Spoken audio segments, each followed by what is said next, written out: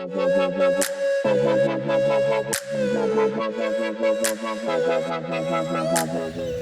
is a Toyota Corolla ZR Hybrid, and this is more than your average road test review.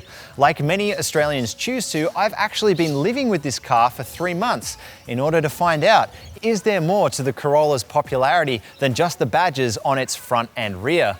Before we get into it, remember to hit like, remember to hit subscribe, and remember to hit the bell notification icon if you're watching on YouTube to stay up to date with all of our latest videos. And you'll be able to read the full 3-month written report over on carsguide.com.au.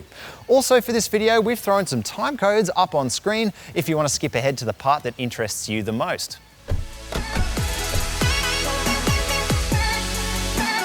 First up, a little about our car. The ZR Hybrid is the top of the Corolla range, sitting above the base Ascent Sport and the mid-grade SX, wearing an MSRP in the mid-30 grand region.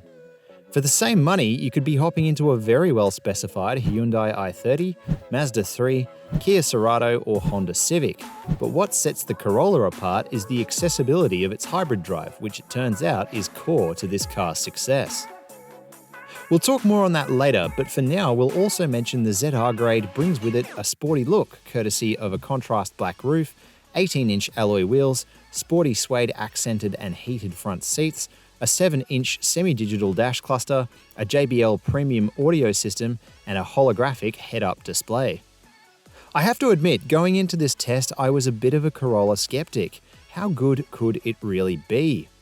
I found previous iterations of this car capable but boring. So let's rip into it. After 3 months and roughly 3,000 kilometers, what did we like and dislike about our time with the Corolla? And does it make a convert out of me? First up, this car has great spec.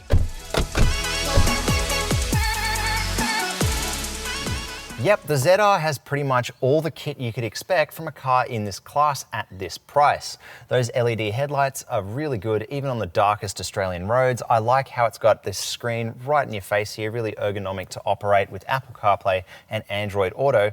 And the base software with built-in nav is actually really easy to use too, and that was previously a weak spot for Toyota. I also like the connectivity. You've got a slew of USB ports in here, not too many though, just keep that in mind, but you can charge easily in tandem because even if you've only got one charging cable, a second person can charge on the wireless charging base, so that's really handy too. I also like at the ZR grade how it's got this semi-digital dash cluster and a holographic head-up display. And you can configure those in such a way that's comfortable for your driving method for this car, which becomes important as we'll explain later. It also has all the safety stuff you could think about. It's got auto emergency braking, it's got blind spot monitoring, it's got lane keep assist, and none of those are intrusive either, which is really good, really to this car's credit.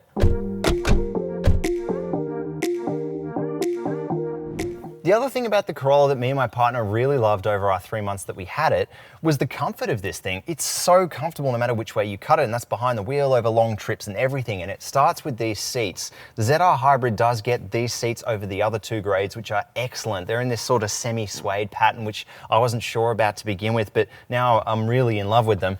And I really like the soft touch surfaces that are absolutely everywhere in this car. The dash topper is soft touch, the wheel is soft touch, there's soft touch surfaces for your elbows here, and there's soft touch surfaces even on the tops of the doors. So they've really thought about this car from a comfort perspective. But it goes deeper than that. It goes into this car's TNGA chassis philosophy. This was one of the first cars to ride on this platform underneath, and it makes a real difference from behind the wheel. So let's go take a look and see how it drives. All that effort Toyota has put into the underpinnings of this car really makes sense behind the wheel. It is just so comfortable and quiet and smooth.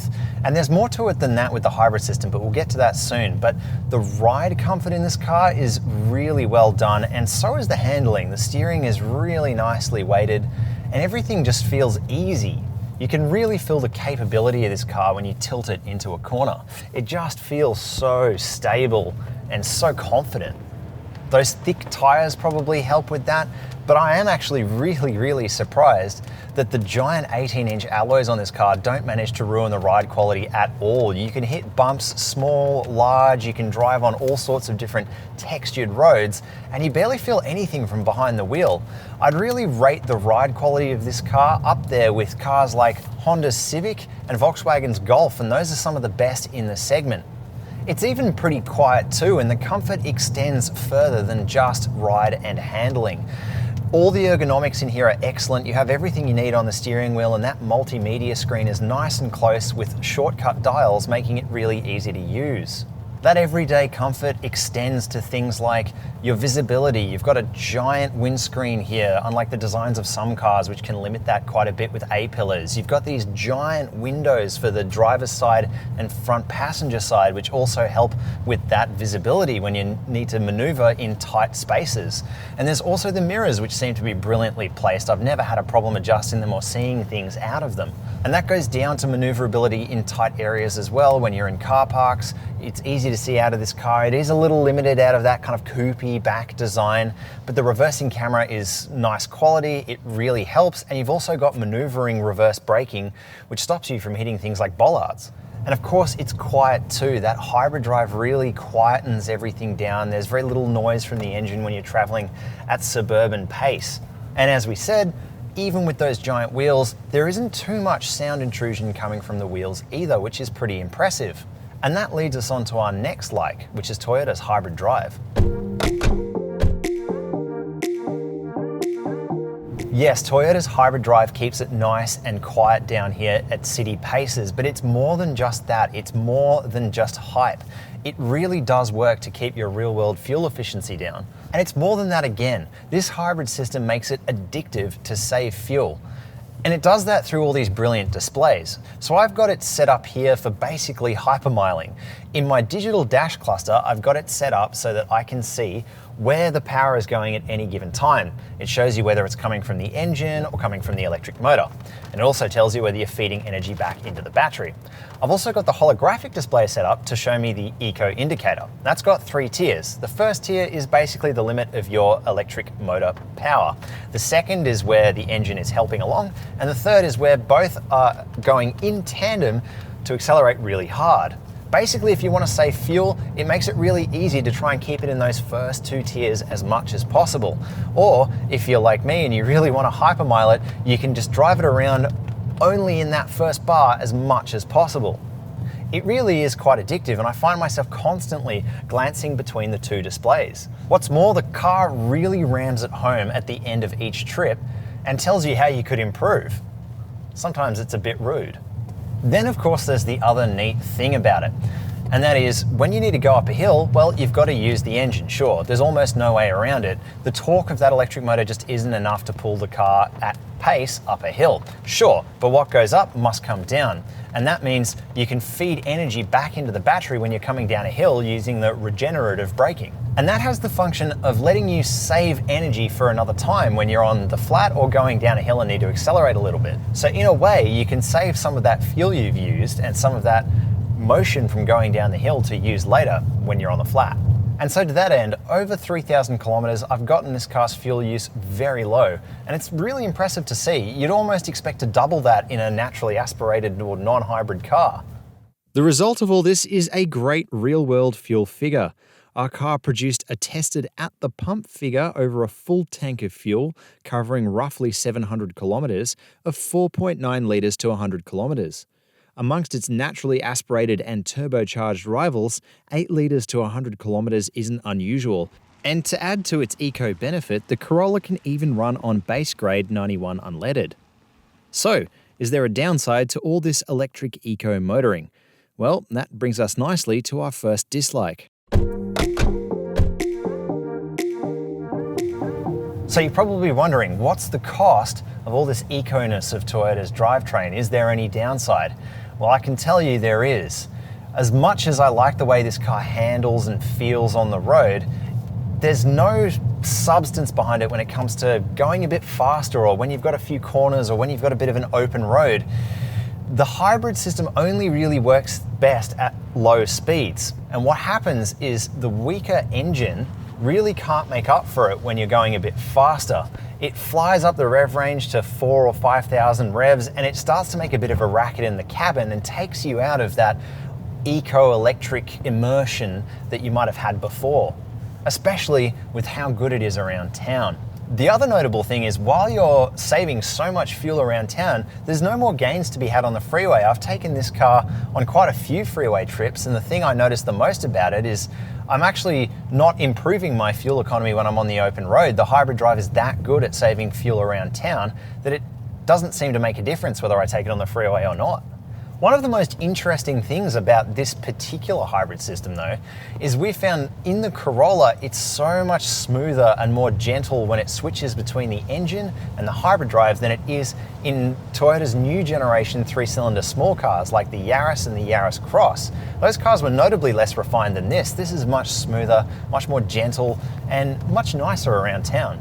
And I think all that cool stuff about the hybrid drive in this car really has me thinking more, which brings us to our next dislike. The other thing we don't like so much about this car is how compromised it is to its cool-looking design. Let's take a look on the inside first, where it's really hard not to be annoyed by the lack of storage areas in the cabin, even for front passengers. So grabbing our test bottle here, which mind you barely fits in the door cubby, we've got 2 bottle holders in the center here.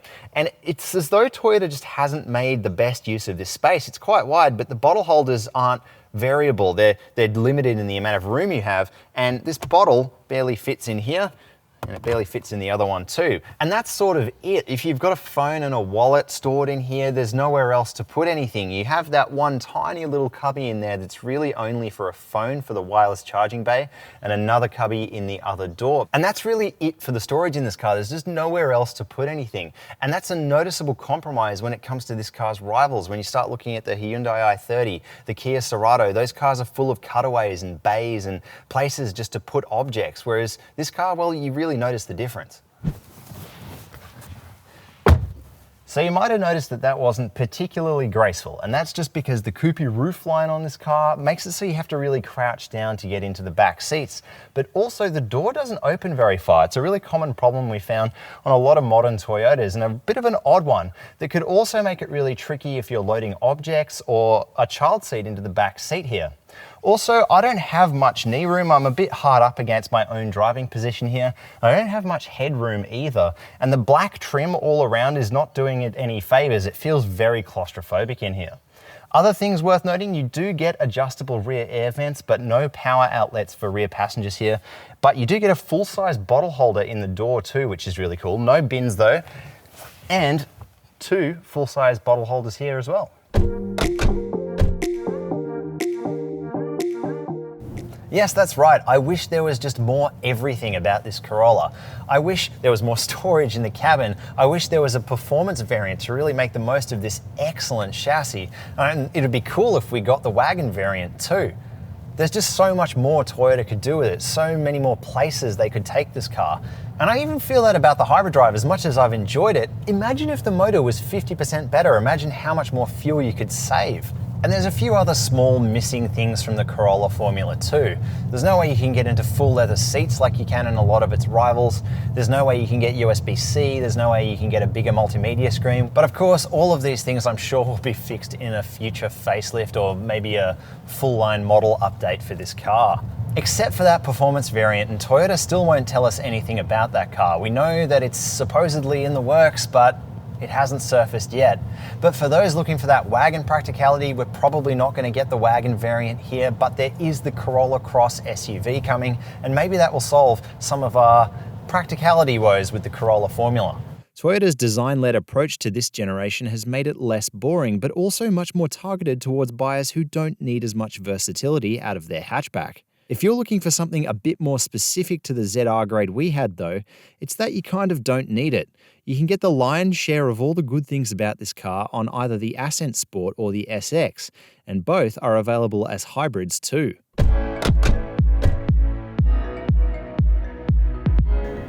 So the big question, after 3 months of living with it, would I permanently add a Corolla ZR Hybrid to my garage? And I think the answer is a quite confident yes, I would, even against some of its direct rivals, which we've had a chance to test it back to back against during our time with it. We loved its smooth hybrid drive, we loved its ease of use, and we loved its relative fuel economy. But if you spend a lot of time in between cities, if you spend a lot of time with someone in the back seat, or if you've got kids, or if you need a lot of boot space, then this car might not be quite for you. But for a young couple who spends most of their time in the city, well, it was quite right for us. Before you hop in the comments section, remember to read the full written report over on carsguide.com.au. And if you're enjoying our videos, remember to hit like, remember to hit subscribe, and remember to hit the bell notification icon on YouTube to stay up to date with all of our latest content.